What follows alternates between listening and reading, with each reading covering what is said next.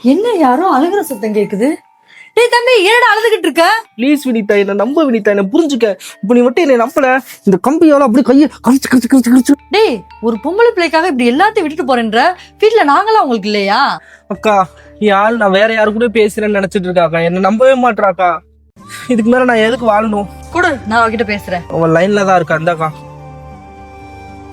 ஏமா, இத்தனை வருஷமா பழகிருக்கீங்க, அவன் மேல உனக்கு நம்பிக்கை இல்லையா?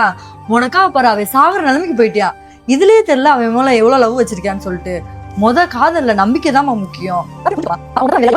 நம்பி இரு, அவன மாதிரி நல்ல வாழ்க்கையில கிடைக்கவே மாட்டான். சமாதானம் ஆயிட்டா, உங்ககிட்ட அப்புறமா பேசுறேன்னு சொல்லிட்டா. சரி, தேங்க்ஸ்க்கா. நான் அப்புறமா அவள்கிட்ட பேசிக்கிறேன். எப்படி அந்த பொம்பளை பிள்ளைக்காக எல்லாம் கையெல்லாம் அறுத்துக்கிறீங்க? அது இந்த அப்படிட்டேன். அட பாவி, ஏன்டா என் கைய அறுத்த? இன்னும் உண்மையிலே வலிக்குதா? ஆமாடா. நல்ல வேலைப்பா, நான் அறுத்துக்கல. இதுக்கு தான்டா லவ் பண்றவங்களுக்கு இடையில போகவே கூடாதுன்றது. அம்மா.